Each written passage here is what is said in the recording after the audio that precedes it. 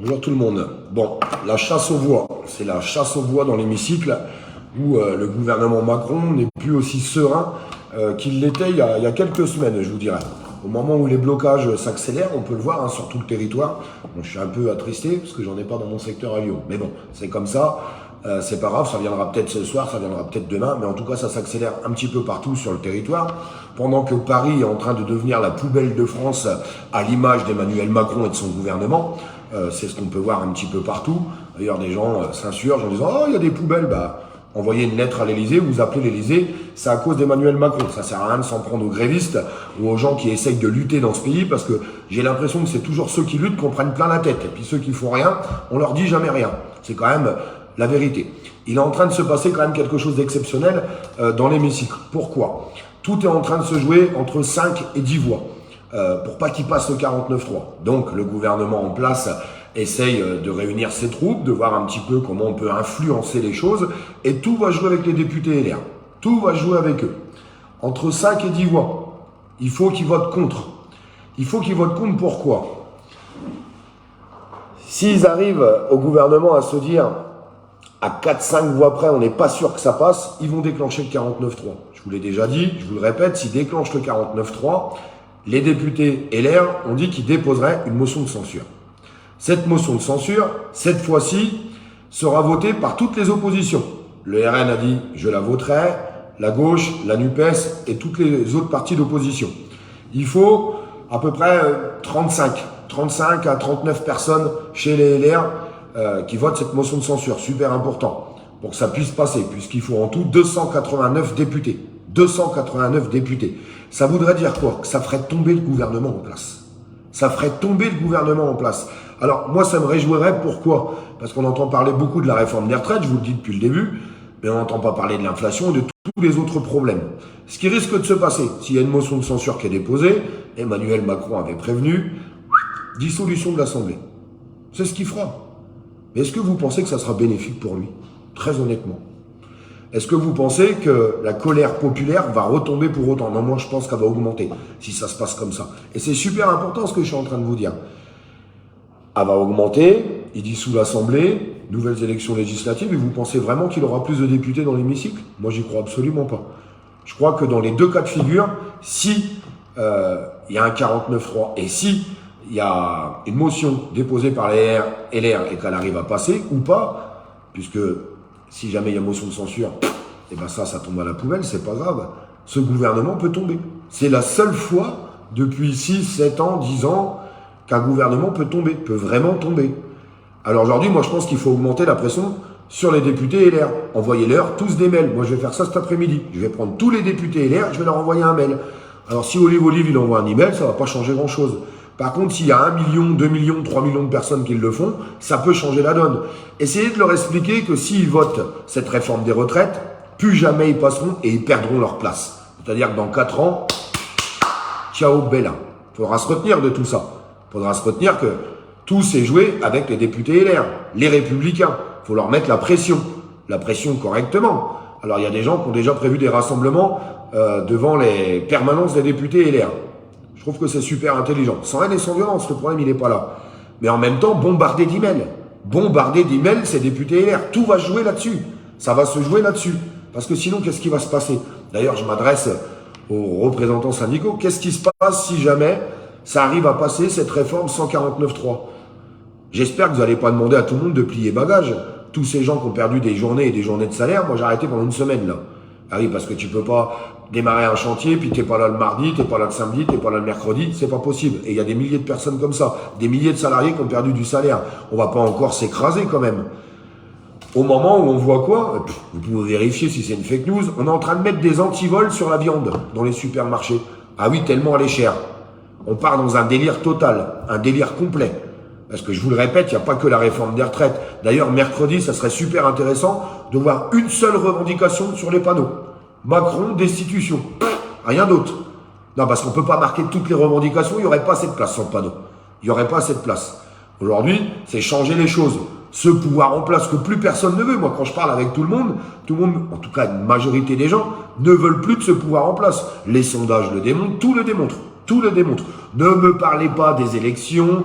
On sait tous très bien ce qui s'est passé pendant les élections. Bref, je vais pas dire le mot parce que sinon ça risque d'être encore censuré. Et toutes les personnes qui ont voté pour contrer un autre parti. Voilà, la vérité elle est là. Je vois encore des messages, fallait mieux voter. Le problème il est pas là en fait. Le problème il est pas là. Il y a des personnes qui ont décidé, qui ont fait un certain choix pour contrer un autre parti. Bref, on s'en fout de tout ça. Aujourd'hui, il n'est plus légitime, ce mec. Il n'est plus légitime. Son gouvernement n'est plus légitime. D'ailleurs, ça fouette.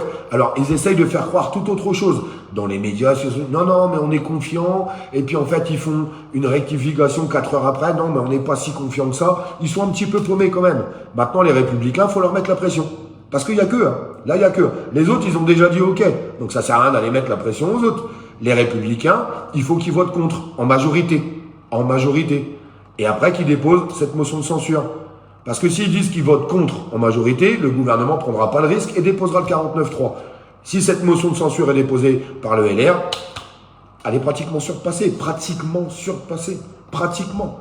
Si les LR jouent le jeu, envoyez-leur des emails. Vous regardez hein, sur Internet, vous avez tous Internet, Google, députés dans votre circonscription ou d'autres circonscriptions. Regardez un petit peu tous les députés LR en France. Je crois qu'il y en a 60 ou 70, je ne sais plus exactement. Ça serait bien qu'ils se fassent bombarder d'emails. Je ne sais pas ce que vous en pensez. Et les responsables syndicaux, à quel moment... Non, parce que tout se joue à l'Assemblée nationale. Pourquoi les regroupements à Paris, il n'est pas devant l'Assemblée nationale? Je sais pas, je pose cette question, ça paraît stupide. Hein. Pourquoi le regroupement à Paris de mercredi n'est pas devant l'Assemblée nationale? Je comprends pas. Non, parce que quand tu es à l'autre bout de Paris, à la rigueur, d'ailleurs, il y a plein de gens qui le demandent. Hein. Il y a plein de gens qui le demandent dans ce sens-là. Pourquoi le regroupement n'est pas devant l'Assemblée nationale? Et puis si jamais après ça continue et puis que ça passe dans l'hémicycle, pourquoi les regroupements, l'intersyndical, pourquoi vous ne faites pas des regroupements devant l'Élysée? Je sais pas, je vous pose une question parce que si tous les regroupements, vous disiez qu'il y avait, je sais pas, 500, 600 000 personnes à Paris, s'il y a 600 000 personnes autour de l'Assemblée, bah ça a quand même un peu plus de gueule, quoi. Puis s'il y a 600 000 personnes autour de l'Élysée, bah ça a peut-être un peu plus de gueule aussi. On ne va pas appeler à rentrer dedans, on ne va pas appeler à casser quoi que ce soit. Le problème, il n'est pas là. Le problème, c'est de faire voir qu'il y a la masse. Avec tous une pancarte, Macron destitution. C'est quand même pas compliqué puisque plus personne en veut. Non, parce que c'est quand même lui qui fait les prises de décision. Il n'a même pas été capable de s'adresser à son peuple pendant que tout ça, c'est en train de se passer. Pendant que Paris est en train de devenir la ville poubelle, pendant qu'il y a des blocages sur toute la France, pendant qu'on est en train de mettre des antivols sur de la viande, pour pas qu'elle se fasse voler tellement elle est chère. Je sais pas, vous en pensez quoi? Vous en pensez quoi, vous? Ce serait peut-être pas mal que ça se passe comme ça. Alors. Je regarde un peu les commentaires, je vais en profiter. N'hésitez pas à partager.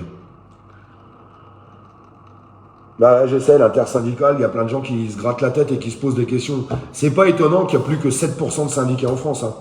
Bah, oui, parce qu'il y a plein de syndiqués qui se barrent. Quand ils voient les décisions à chaque fois de l'intersyndicale et des responsables syndicaux, ils se barrent.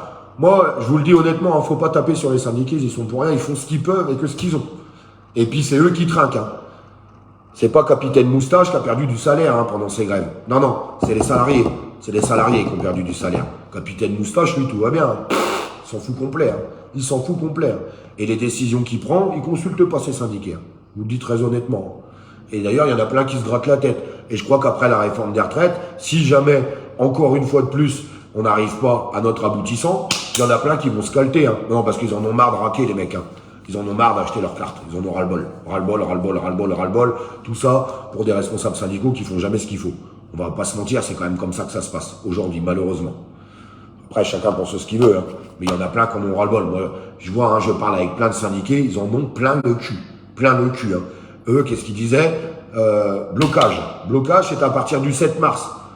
Il y en a beaucoup qui sont déçus, je vous le dis à travers ça. Alors ils continuent, ils luttent, il faut continuer de lutter, c'est pas le problème. Mais ils pensaient sincèrement que les responsables syndicaux iraient pousser les choses bien plus loin que tout ça. Ils ne sont pas trop mouillés. Vous savez ce qu'ils ont dit, les responsables syndicaux?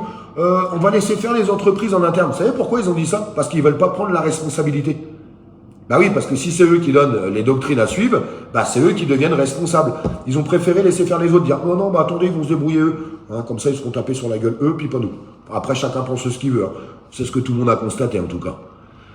C'est le temps d'aller un petit peu plus loin dans tout ça. Bon, Je vous laisse partager tout ça parce que sincèrement, par rapport aux députés, c'est super important parce que ça peut aller bien plus loin que la réforme des retraites, tout ça. Il peut vraiment y avoir un basculement. Maintenant, écoutez, moi je vais vous dire un truc. J'ai vu comment ça se passait dans l'hémicycle depuis des mois et des années maintenant. Je suis comme Saint Thomas, je crois ce que je vois. On verra. On verra encore une fois de plus s'ils sont vendus ou pas, ou s'ils ont vraiment décidé d'être pour le peuple et d'écouter la voix du peuple. On va voir. Bombarder d'emails, c'est super important. Mettez-leur la pression. Faites-leur comprendre que là, ils passent en CDD sinon. Dans 4 ans, terminé, tu passes plus mon copain. C'est à vous de leur dire. Bah oui, parce qu'ils sont élus par le peuple. Et il n'y a que le peuple qui peut changer les choses.